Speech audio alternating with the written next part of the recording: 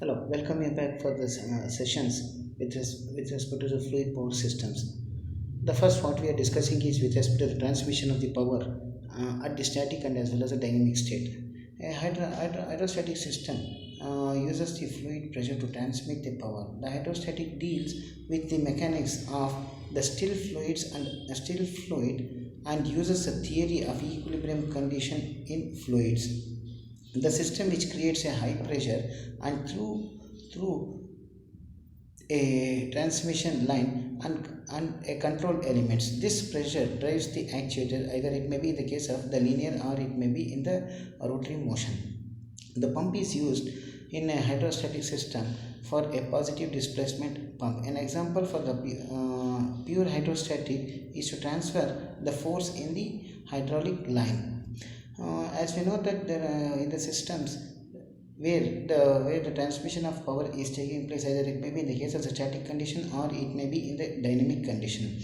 If it is in the static condition, the power which is required to transmit or to do the work is very less. But in the case of the dynamic state, the power, or it may be the what we can say, there's so many parameters which makes the system to be a little complicated, especially in the case of the dynamic states only. Now the hydrodynamic systems uses the fluid motion to transmit power. The power is transmitted by the kinetic energy of the fluid. The hydrodynamic deals with the mechanics of the moving fluids and uses the flow theory. The pump is used to hydrodynamic systems is a non-positive displacement pump. An example for the pure hydrodynamic is the conversion of the flow energy in the turbine in a hydroelectric power plants. In the hydraulic, we deals mostly with the fluid working in a confined system. These systems are said to be a hydrostatic systems. Now, introduction to what we can say the fluid power systems. As you know that the fluid power systems are designed using all the principles which are required in the case of the fluid mechanics. It is appropriate to briefly review these principles before proceeding into the next further topics and as well as further study with respect to the applications. The basic and as well as one of the most important principle, normally in most of the cases what we are directly using is nothing but the Pascal's law. The Pascal's law states that the pressure exerted on a confined fluid is transmitted and defined in all directions and acts with a equal force on a equal area at right angle to the containing surface. In the figure, a force is being applied to a piston, which in turn exerts the pressure on the confined fluid. The pressure is equal everywhere and acts at a right angle to the containing surfaces. Indirectly, what we can say, the pressure is defined as the force acting per unit area, and it is expressed as P is equal to F by A, where F is nothing but the force acting on the piston and A is the area of the piston and P is the pressure of the fluid. Now this is the system where once if the pressure is applied on the piston, means the entire fluid which is inside the confined area is equally applying the pressure on the walls of the confined area. These pressure normally it will be at right angles to the applied pressure. Right angles in the sense the pressure it will be a uniform. But another major problem normally what we can see is if the thickness is a varying, if the thickness in the confined area is varying, means even then also the pressure what it is applying on the system it is a uniform one. But the expansion what it is taking place of the confined area, it is not equal in all the cases. Now this is the here in this there are two what we can say the uh, actuating systems are there. One is which is having a inlet, the another one is a outlet. The inlet dimension is of a smaller one and the outlet dimension is of a larger one. Now this it can be explained by means of the multiplication of the forces, or it can also be expressed or a topic which is dealt with respect to the Brahms hydraulic press, normally which is having a major application with respect to this. The most useful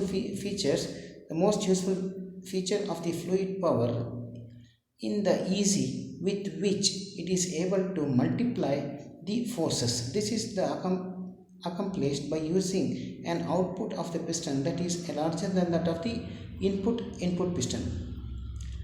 Now even here also the areas are of different. A in with respect to the input piston, and A out is nothing but the output piston. Now F in is nothing but the pressure which is acting at the input piston, and F out is nothing but the pressure acting at the output piston. Now this system consists of input cylinder on the left and the output cylinder at the right side, filled with the oil. When the input force F in is applied to the input piston, the pressure in the system is given by P is equal to F output by A output. Here to obtain the output force, the input force is multiplied by a factor that is equal to a ratio of the output piston area to the input piston area. If the output piston area is x times the input piston area, then the output force is x times the input force. Now, with respect to the Brahms hydrostatic press, a small example has been shown here. Here, if the left side is the system, or in my left side, the piston and as well as the cylinder mechanism is of the smaller. The right side, the piston and as well as the cylinder mechanism is of larger one. If the load applied at the left side is of somewhere around 50 pounds, and here at the right side the load is which is nothing but something like a car which is more than that of the left side one. But if you start calculating the rise in with respect to the increase in, or it may be the movement, or it may be the displacement, if you start considering it means, but the displacement what it has been taken in the case of the right side, by the application of the force by on the left side, it will be a very minimum. Generally the cross sectional area of the piston is a circular one. The area it can be given as A is equal to pi d squared by 4. Now the entire expression F out, it can be d squared out by d in squared F multiplied with F in, or the force in. The force output by force input can also be expressed as d squared out by d squared in. The conversion of the energy is a very fundamental principle. It states that the energy neither can be created nor destroyed.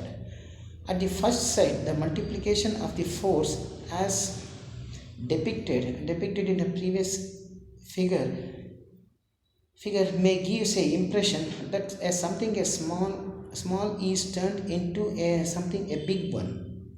But this is wrong, since a larger piston on the right is only moved by the fluid displacement by the smaller piston which is at the left. Therefore, what has been gained in the force must be sacrificed in the piston travel displacement. This is a small explanation with respect to the Brahms hydrostatic press, and as well as the principle associated with respect to the hydrostatic press. Now the applications to the Pascal's law.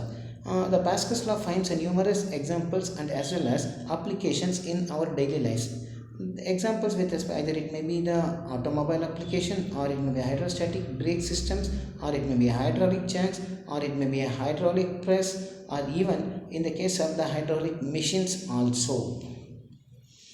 Now, the braking system is one of the example in the case of the vehicles. The braking system, in especially in the case of the car, or it may be in the vehicles, also works on the principle of the Pascal's law. The hydrostatic brake, or it may be the brake, uh, hydraulic brake allows the equal pressure to transmit throughout the liquid. When the brake pedal is pushed, and it exerts the force on the master cylinder, which increases the liquid pressure, thereby applying the brake.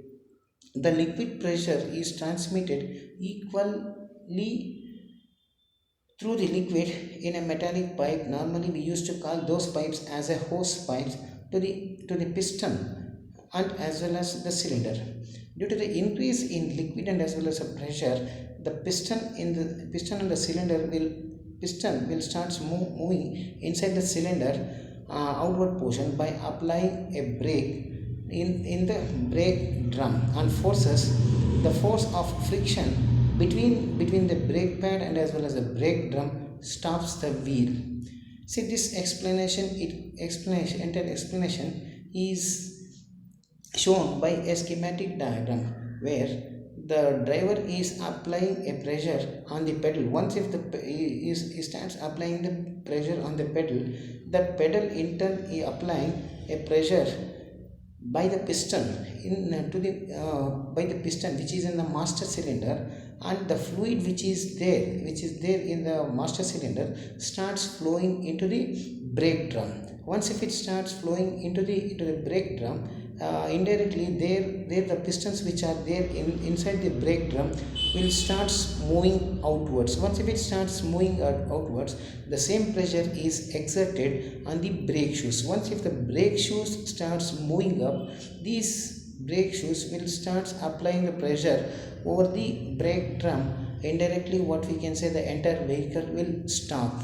See, this is what we can say. These are some of the applications with respect to the Pascal's law.